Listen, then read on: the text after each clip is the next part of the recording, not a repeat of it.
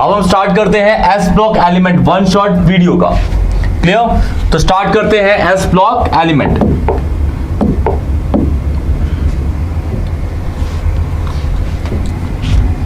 S block element, इसमें basically मैं आपको कुछ क्वेश्चंस कराऊंगा जो 90% 95% चांसेस होते हैं जिनके फंसने के।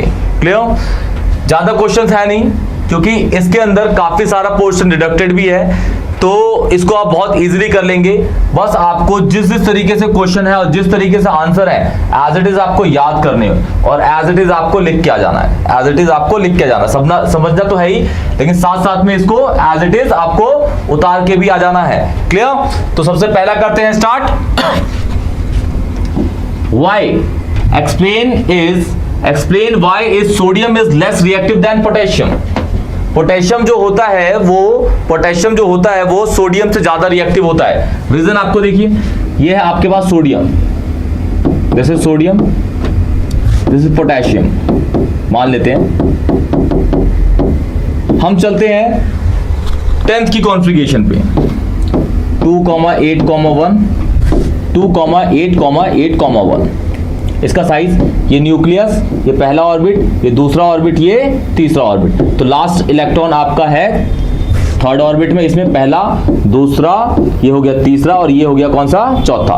तो इसका जो लास्ट इलेक्ट्रॉन है प्रेजेंट है वो फोर्थ ऑर्बिट में है। और आपको पता है यहाँ पे 2 इलेक्ट्रॉन्स होंगे, यहाँ पे 8 होंगे, यहाँ पे भी कितने होंगे? 8 होंगे।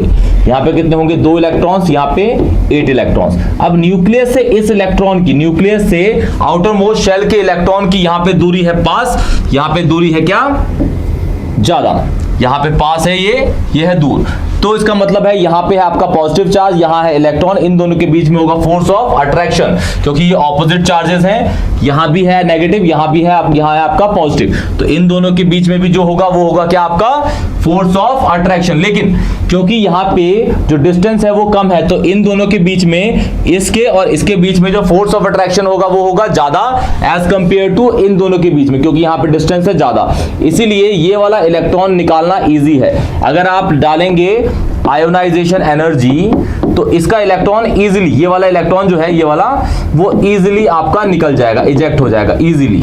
और ये थोड़ा देर में होगा, इसीलिए क्या होते हैं? पोटेशियम ज्यादा रिएक्टिव होते हैं। क्लियर? देख लेते हैं। In alkali metal on moving down the group, ऊपर से नीचे, क्योंकि आपको पता है लिथियम, सोडियम, पोटेशियम, उसके बाद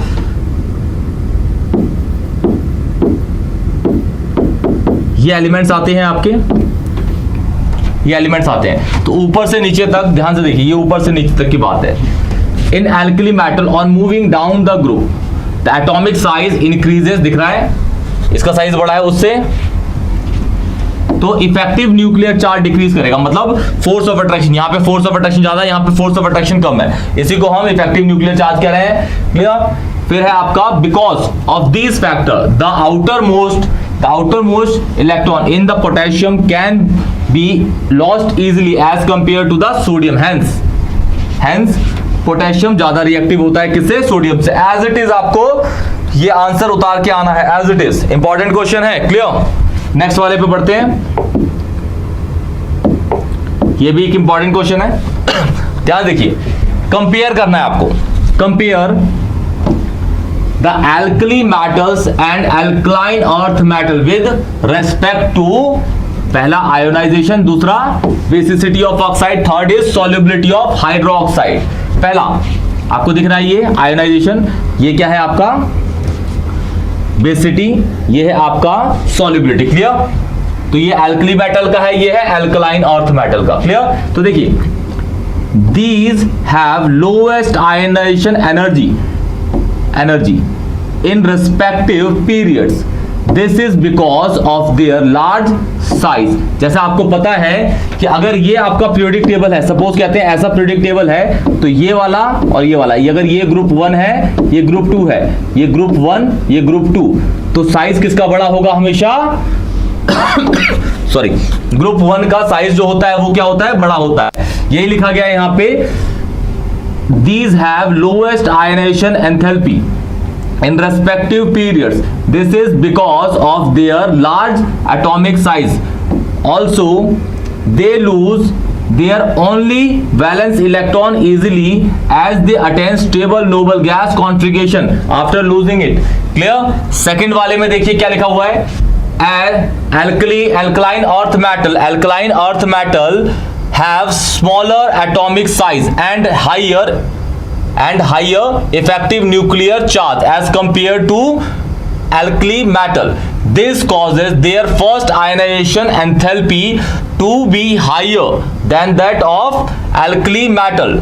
इसीलिए क्या है इसका, ये आयनाइजेशन एंथैल्पी ज्यादा होता है. इसका साइज, बेसिकली साइज की बात है यहाँ पे. क्या है साइज की बात? इसका साइज क्या होता है? इसका साइज होता है लार्ज, इसका होता है क्या, स्मॉल.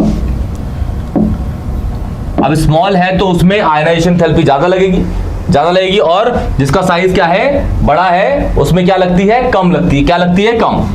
बेसिकली यही चीज है. साइज बढ़ेगा तो आयनाइजेशन एंथैल्पी क्या होती है, साइज बढ़ते ही आयनाइजेशन एंथैल्पी हो जाती है कम. साइज बढ़ते ही आयनाइजेशन एंथैल्पी हो जाती है कम, और जितना साइज छोटा होगा उसकी एंथैल्पी क्या होगी, आयनाइजेशन एंथैल्पी ज्यादा होगी. बस यही इसमें लिखा हुआ है, ध्यान से पढ़ के इसको वैसे ही उतार दीजिएगा. क्लियर? ये है आपका basicity of oxide. The oxide, ध्यान से पढ़िए, the oxide of alkali metal are very basic in nature. This happens due to the higher electropositive, क्योंकि भाई ग्रुप 1 के एलिमेंट जो होते हैं वो इजीली इलेक्ट्रॉन्स को लूज कर सकते हैं क्योंकि उनका साइज होता है बड़ा. इसीलिए group 1 elements are more electropositive, इसलिए highly electropositive. Nature of alkali metals which makes these oxides highly ionic, hence they radially dissociated in water to give hydroxide ion. Clear? क्योंकि भाई इनका क्या है, साइज बड़ा है. इनका साइज क्या होता है, बड़ा. ग्रुप 1 एलिमेंट्स का ग्रुप साइज होता है बड़ा. अगर वो OH के साथ लगा है तो साइज बढ़ेगा तो बॉन्ड लेंथ ऑटोमेटिकली बढ़ती है. बॉन्ड लेंथ बढ़ेगी, क्या बोला मैंने, बॉन्ड लेंथ बढ़ेगी तो OH इजिली क्या कर जाएगा, डिसोशिएट होके निकल जाएगा. तो मतलब कहने का उसकी बेसिसिटी क्या कर जाएगी, बढ़ जाएगी. बेसिसिटी जो जितनी जल्दी OH आयन छोड़ेगा वो उतना ही क्या होता है, बेसिक होता है. सेम इसका उल्टा लिखा हुआ है इसके अंदर. अल्कलाइन अर्थ मेटल का साइज जो होता है वो होता है क्या, छोटा. तो बॉन्ड लेंथ होगी कम. बॉन्ड लेंथ कम होगी तो उसके बॉन्ड को तोड़ने के लिए ज्यादा एनर्जी लगेगी और OH आयन इजिली रिमूव नहीं होगा. इसका मतलब है कि अल्कलाइन अर्थ मेटल क्या होते हैं, लेस बेसिक होते हैं. क्या होते हैं, less basic as compare to the NaOH. आपको पता ही है MgOH का ट्वाइस ज्यादा बेसिक है कि NaOH. ऑब्वियसली NaOH होता है आपका ज्यादा बेसिक. क्लियर?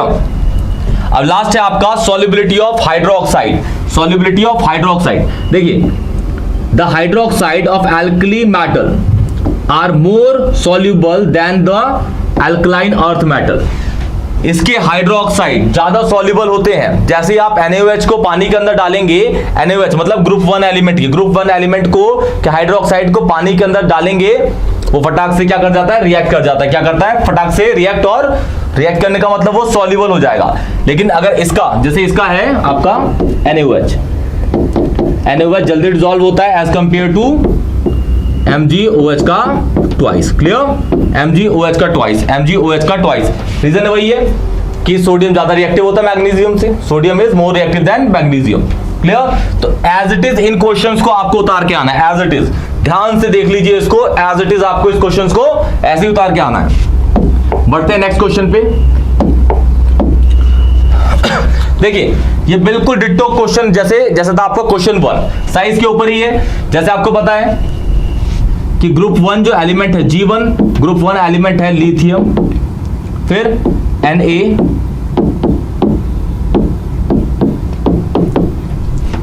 ऊपर से नीचे तक साइज बढ़ता है. साइज क्या कर रहा है, ऊपर से नीचे तक बढ़ रहा है. इसका मतलब क्या है, IE आयनाइजेशन एंथैल्पी क्या हो रही है, डिक्रीज. ये इंक्रीज होता है, ये डिक्रीज होती है. इसका मतलब नीचे वाला जो एलिमेंट है, वो नीचे वाले एलिमेंट्स जो हैं वो इजीली इलेक्ट्रॉन्स को लूज कर देते हैं, देखिए क्वेश्चन क्या क्या रखा है.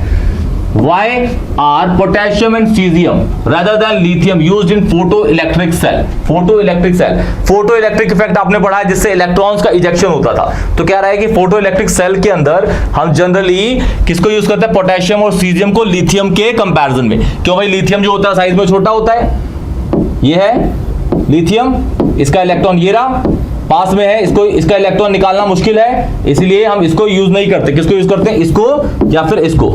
इसका साइज बड़ा होता है, इसका भी साइज बड़ा होता है, और इन दोनों में भी सब ज्यादा किसको करते हैं? सीजियम, क्योंकि साइज बड़ा होगा उसका इलेक्ट्रॉन निकालना इजी है। इलेक्ट्रॉन इजीली निकलेगा तो वो ज्यादा अच्छे से ही परफॉर्म कर पाएगा फोटोइलेक्ट्रिक सेल को।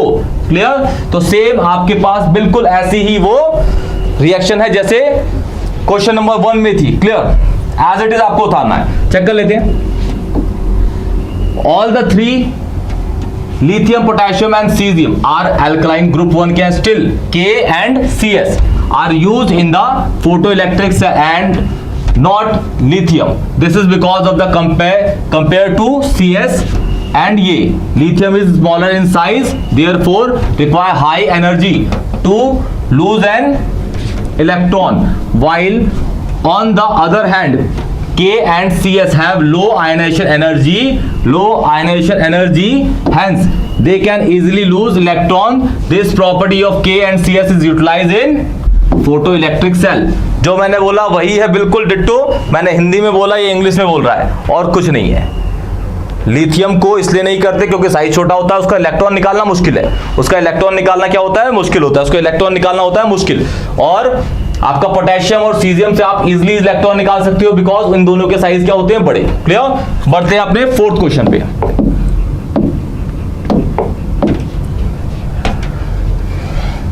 ये भी इंपॉर्टेंट क्वेश्चन, ध्यान दीजिए इसको, इंपॉर्टेंट है वाला। Beryllium and magnesium do not give colour to flame whereas other alkaline earth metal do so. Why? जब आप बेरिलियम मैग्नीशियम को जलाएंगे तो ये कलर फ्लेम नहीं शो करते, बाकी के जो ग्रुप सेकंड के हैं वो सारे के सारे करते हैं। ये कह रहा है, तो देखते हैं क्या रीजन है इसका। When an alkaline earth metal is heated मतलब जला रहे हैं, the valence electron get excited, उसके वैलेंस बाहर के इलेक्ट्रॉन जो है वो एक्साइट हो जाते हैं, बाहर के इलेक्ट्रॉन एक्साइट होके हायर एनर्जी लेवल पे चले जाते हैं। When this excited electron come back to its lower shell, बाद में जैसे ही सपोज इलेक्ट्रॉन आपका यहाँ पे एनर्जी ली इसने तो यहाँ चला गया, लेकिन जब ये दोबारा यहाँ पे आता है, जब ये दोबारा फिर यहाँ पे आता है, तो देखिए क्या क्या रखा है?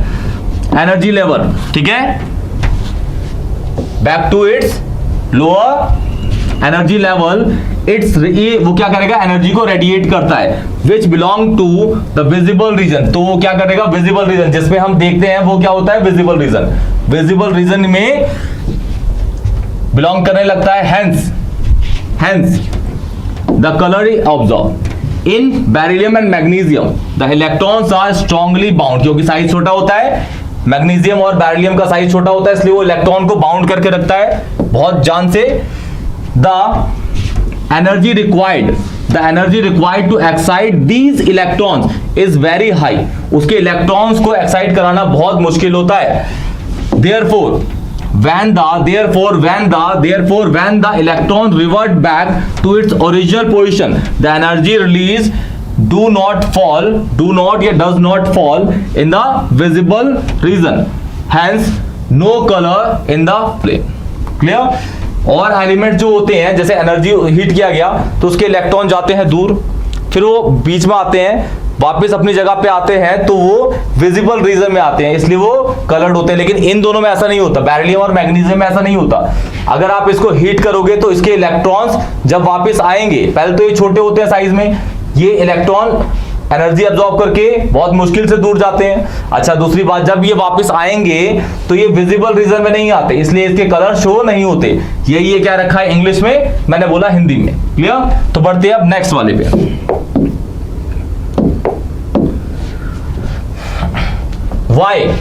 Why is lithium carbonate decompose at lower temperature whereas Na2CO3 higher पे? Na2CO3 किस पे होता है? हाइयर पे। ये रिएक्शन आपको दिख रही है। लो टेम्परेचर पे ही लिथियम कार्बोनेट टूट के Li2O और CO2 के अंदर कन्वर्ट हो जाता है। रीजन देखिए, as we move down the alkaline metal group, पहले ग्रुप के ऊपर से नीचे तक जाते हैं, the electropositivity character, the electropositive character क्या करता है, इंक्रीज। मतलब ऊपर से नीचे जाएंगे आप तो नीचे वाले एलिमेंट जो है इलेक्ट्रॉन इजिली छोड़ते हैं ऊपर वालों के कंपैरिजन में। This cause an increase in the stability of alkali carbonate. मतलब कोई भी हो, जैसे आपका है अल्कलाई, ये Na2CO3 हो गया, ये भी अल्कलाई कार्बोनेट है, या फिर ये हो गया आपका Li2CO3, Na2CO3 या फिर Li2CO3। Clear? However, lithium carbonate is not so stable to heat. This is because lithium carbonate is covalent. क्या होता है वो? Covalent. Lithium ion being very small size में, तो आपको पता है लिथियम क्या होता है, बहुत छोटा होता है। Polarise a large carbonate leading to the formation of more stable lithium oxide. ये क्या बना देगा? Lithium oxide. क्या बनाता है? Lithium oxide. Therefore lithium carbonate decomposes at a low temperature while stable sodium carbonate decomposes at high। Basically मतलब ये है कि जो ये है ना, ध्यान देखिएगा, ये जो लिथियम है लिथियम बेसिकली क्या होता है? स्टेबल। इसलिए ऐसी चीजों को फॉर्म कर रहा है। क्लियर? तो ये आपको एज इट इज उतार देना है। इंपॉर्टेंट क्वेश्चन है, इंपॉर्टेंट है, इसको दिमाग से सोच के बिल्कुल लिख के आइएगा। एज इट इज उतार दीजिए, या फिर जैसे रटना है रटिए, लेकिन उतार के आइएगा एज इट इज। क्लियर? बढ़ते हैं नेक्स्ट वाले पे। ये कुछ रिएक्शंस है, इंपॉर्टेंट रिएक्शन है, ध्यान दीजिएगा, इंपॉर्टेंट रिएक्शंस है। व्हाट हैपन व्हेन, पहला, मैग्नीशियम को हम जलाते हैं। अगर जला रहे हैं इसका मतलब एयर में, और किस में कह रहा है? एयर में। तो एयर को आप दो तरीके से बोल सकते हैं, O2 या N2। O2 N2 दोनों के साथ यहां रिएक्शन करके दिखाते हैं। दूसरा है क्विकलाइम को हीट करते हैं सिलिका के साथ, फिर है क्लोरीन को रिएक्ट करते हैं किसके साथ? स्लेक्लाइम के साथ, फिर कैल्शियम नाइट्रेट को हीट करते हैं। क्या हीट करते हैं? तो पहला देखिए, पहला ये है magnesium is burn in air. पहला, मैग्नीशियम को जलाया तो MgO आया। क्लियर? ये तो इजी है। दूसरा, मैग्नीशियम को जलाया N2 के साथ, तो क्या बनाया? Mg3N2, magnesium nitride. Clear? Easy है बहुत, ध्यान रखिएगा, याद रखिएगा। सेकंड वाला है quicklime is heated with silica. Quicklime आपका क्या होता है? CaO, हीट करेंगे सिलिका के साथ, सिलिकॉन डाइऑक्साइड होता है आपका, इसके साथ रिएक्ट कराएंगे तो क्या बन जाएगा? Calcium silicon oxide. क्लियर? तो ये आपके दो रिएक्शन है, इंपॉर्टेंट रिएक्शन है ये सारी की सारी। ज्यादा क्वेश्चन नहीं करा रहा, इतने ही कराऊंगा कि एस ब्लॉक की सबकी सब परेशानियां आपकी हो जाए दूर।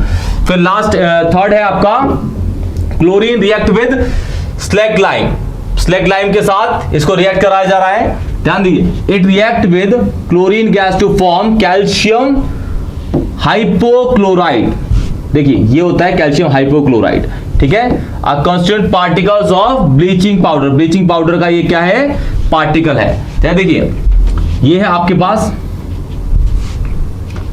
स्लेक्लाइम, इसको रिएक्ट कराया क्लोरीन के साथ, तो क्या बना दिया आपका? ध्यान से देखिए क्या बना दिया, ये कैल्शियम क्लोराइड, और ये क्या बन गया है आपका? ध्यान से देखिए, ये है कैल्शियम हाइपोक्लोराइड। तीनों रिएक्शंस को ध्यान से पढ़िएगा, ध्यान से। ये चौथी वाली डाल दी है मैंने, लेकिन जनरली आती नहीं है, फिर भी हम पढ़ लेते हैं क्योंकि इसी था इसके अंदर। कैल्शियम नाइट्राइड, ये है आपका कैल्शियम नाइट्राइड इज हीटेड। जब आप इसको क्या करेंगे? हीट करेंगे। कैल्शियम नाइट्राइड को जब आप हीट करेंगे तो ये कैल्शियम ऑक्साइड NO2 और O2 के अंदर कन्वर्ट हो जाता है। ये ऑर्गेनिक रिएक्शंस जैसी नहीं है कि आपको रूल्स के अकॉर्डिंग समझाया जाएगा, आपको इसको मेमोराइज करना पड़ेगा। क्या मेमोराइज करना पड़ेगा? क्लियर? बढ़ते हैं नेक्स्ट वाले पे। ये आपकी लास्ट है, ये लास्ट आपकी रिएक्शन है, और यही है सारी के सारी मोस्ट इंपॉर्टेंट क्वेश्चंस आपके। लास्ट है ये क्वेश्चन आपका, और ये हो गया आपका 6th। Clear. What happen when sodium metal is drop in water? देखिए सोडियम को जब पानी में डालते हैं तो सोडियम हाइड्रोक्साइड और हाइड्रोजन गैस निकल जाती है, इसको याद रखिएगा, बच्चों वाली रिएक्शंस है याद रखिएगा, लेकिन आ जाती है। दूसरा, sodium metal is heated in free supply of air या ऑक्सीजन कह सकते हैं आप। सोडियम मेटल को हीट करा जा रहा है, सोडियम मेटल को हीट, तो सोडियम को जब आप क्या करेंगे, फ्री सप्लाई के साथ हीट करेंगे तो क्या बनाता है आपका सोडियम ऑक्साइड। क्या बनाता है? Sodium oxide. क्या? Sodium oxide. क्लियर। दूसरा, अगर फिर सोडियम ऑक्साइड को अगर आप थोड़े और ऑक्सीजन के साथ रिएक्ट करा देंगे तो क्या बना देगा आपका सोडियम परऑक्साइड। क्या है ये? Sodium peroxide. Sodium peroxide NaOO this is called peroxide bond. जहां पे ऑक्सीजन ऑक्सीजन के बीच में बॉन्ड होता है और चार्ज क्या होता है? -1। क्या होता है? -1। क्लियर। फिर लास्ट है आपका sodium peroxide dissolve in water. जब सोडियम परऑक्साइड को हम डिसॉल्व करते हैं पानी के साथ, सोडियम परऑक्साइड आपको पता ही है, हमने लास्ट में बना लिया है Na2O2 पानी के साथ। और बैलेंसिंग इसकी मस्ट है, बैलेंसिंग तो आपको करके ही जानी है भाई इसके अंदर। ये ऑर्गेनिक नहीं है कि आप बिन बैलेंस करे छोड़ दोगे, और इनऑर्गेनिक है, बैलेंसिंग करनी है भाई, करके जाओगे इसको बैलेंस। Na2O2 को वाटर के साथ आपने रिएक्ट कराया तो सोडियम हाइड्रोक्साइड और क्या बन गया?